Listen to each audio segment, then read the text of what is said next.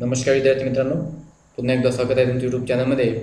आज आपण थर्मोडायनामिक्सच्या ऑब्जेक्टिव्हचा 6th part बघणार आहोत. आणि मित्रांनो, तुम्ही या चॅनलवर नवीन असाल तर चॅनल सबस्क्राईब करायला विसरू नका.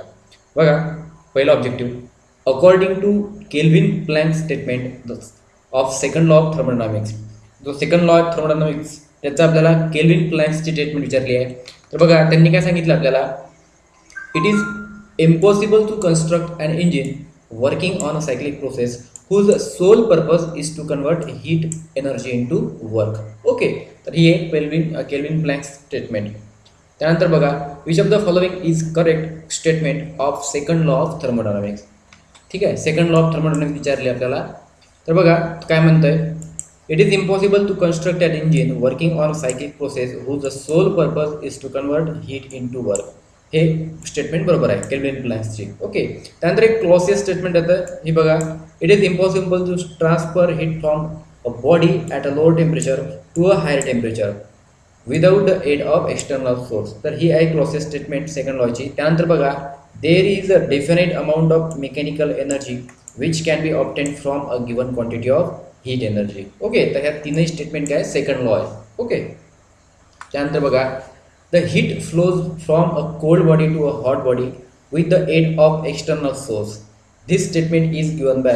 बघा, सेकंड लॉची स्टेटमेंट आहे जी क्लॉसियसने दिली आहे. त्यामध्ये एक केल्विनची असतं, ठीक आहे, आणि एक आहे क्लॉसियसची. तर ही स्टेटमेंट जी आहे ही क्लॉसियसने दिलेली आहे. ओके, त्यानंतर बघा, second law of thermodynamics defines. तर सेकंड लॉ जो आहे थर्मोडायनामिक्सचा तो एंट्रॉपी डिफाईन करतो. ओके, फर्स्ट लॉ टेम्परेचरसोबत डील करतो आणि सेकंड लॉ जो आहे फर्स्ट झिरोथ लॉ जो आहे तो टेम्परेचरसोबत डील करतो. ओके, एक्झाममध्ये विचारू शकतो क्वेश्चन. सेकंड लॉ जो आहे तो entropy. The state of substance whose evaporation from its liquid state is complete is known as.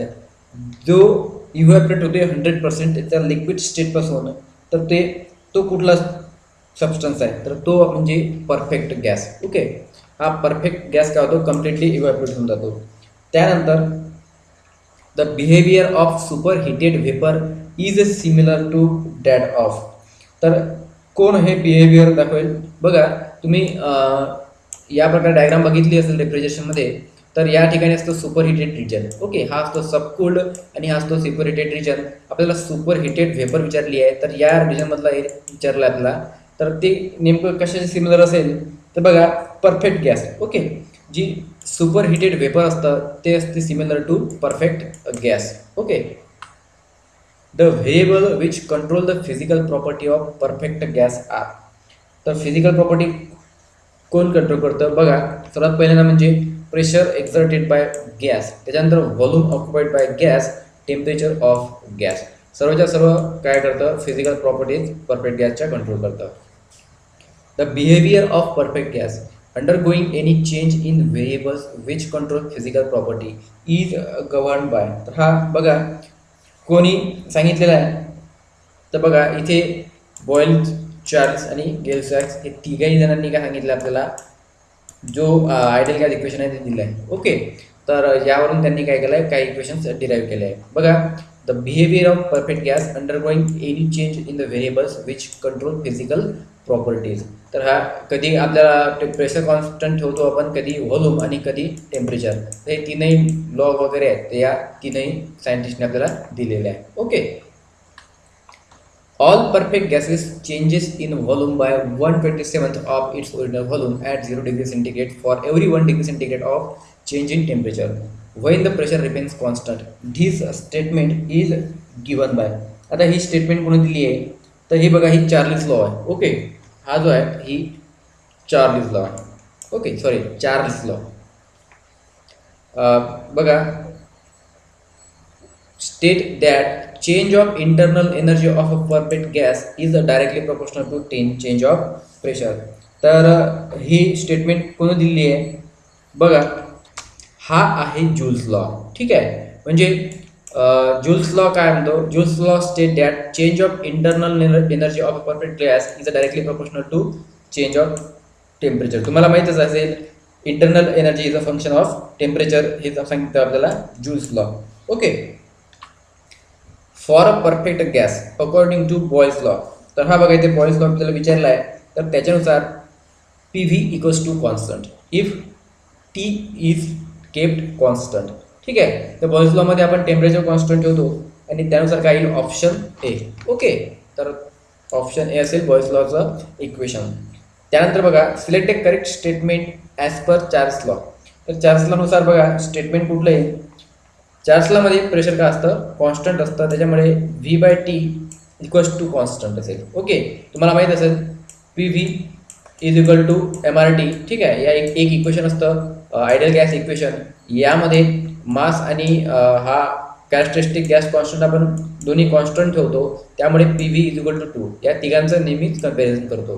तर इथे आपल्याला चार्ल्स लॉ विचारला आहे, यामध्ये प्रेशर कॉन्स्टंट असतं, त्यामुळे व्ही बाय टी काय करू शकतो आपण is equal to constant put करतो. ओके, त्यानंतर बघा the temperature at which volume of gas become 0 is called.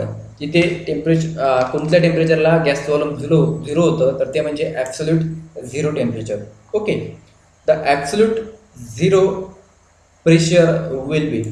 तर ॲब्सोल्यूट झिरो प्रेशर म्हणजे किती असेल बघा, when molecular momentum of system becomes zero. Molecular momentum जे सिस्टमचे पूर्ण झिरो होऊन जाते ते असतं ॲब्सोल्यूट झिरो प्रेशर. इथे प्रेशर विचारलं आहे. ठीक आहे, आणि इथं टेम्परेचर लक्षात असू द्या, कन्फ्यूज नका हो. Charles law state that all perfect gases change in volume by of its original volume at 0 degree centigrade for 1 degree change in temperature when pressure remains constant. तर चार्ल्स लॉ आपल्याला आधी सुद्धा बघितलं आपण, तर याचं उत्तर असेल 1/273. बरोबर, 1/273 एवढं काय होते व्हॉल्यूम चेंज होऊन जातं. The absolute zero pressure can be maintained at a temperature of. Absolute zero pressure विचारला आपल्याला कॅन बी मेंटेन्ड ॲट. आता इथे थोडंसं तुम्हाला कन्फ्युजन होऊन जाईल. Absolute zero pressure can be maintained at a temperature, तर याचं उत्तर आपण या ऑप्शनमध्ये दिलेलं नाही आहे, नन ऑफ दिस. ओके, तर आता बघूया नेक्स्ट क्वेश्चन. तर general gas equation is. Generalize gas equation असतं.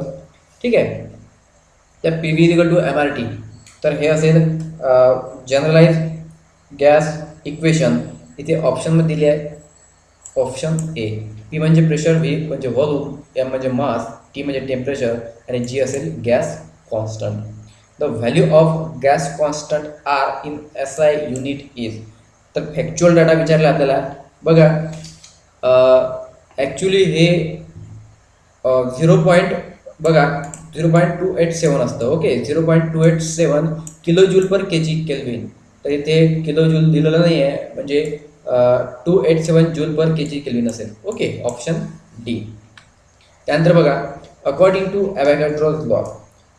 ॲव्होगॅड्रोज लॉनुसार बघा equal volumes of all gases at a same temperature and pressure contains equal number of molecules. Avogadro's जो लॉ आहे तो मॉलिक्युलसोबत रिलेट करतो. ठीक आहे, हा काय सांगतो equal volume of all gases at same temperature and pressure contains equal number of molecules. Okay, त्यानंतर बघा the molecular mass express in gram of all gases at N T P occupies the volume of. ठीक आहे, जर बघा the molecular mass express in gram of all gases at normal temperature pressure occupies the volume of. तर हे किती volume घेतं बघा, जवळपास 22.4 लिटर. ओके, त्याला किती लागतं 22.4 लिटर व्हॉल्यूम लागतं. The universal gas constant of gas is a product of. बघा विद्यार्थ्यांनो, फार बढिया प्रश्न विचारले आपल्याला. युनिव्हर्सल गॅस कॉन्स्टंट जो असतो तो असतो molecular mass of the gas and gas constant. म्हणजे बघा आर बार हा असतो universal gas constant is equal to M म्हणजे molecular mass into characteristic gas constant. ठीक आहे, तर हा असतो त्याचा formula. In S I unit the value of universal gas constant is. तर इथे बघा व्हॅल्यू विचारली आपल्याला युनिव्हर्सल गॅस कॉन्स्टंटची, परत इथे जूलमध्ये विचारली आहे. ओके, तर ही असतं जवळपास 8.314. ओके, 8.314 किलो जूल पर के जी मोल केल्विन. तर इथे बघा इथे जूलमध्ये विचारली आहे, तर 8314 जूल पर के जी मोल केल्विन. ओके, तर या प्रकारे व्हॅल्यू येईल युनिव्हर्सल गॅस कॉन्स्टंटची. थँक्यू विद्यार्थी मित्रांनो.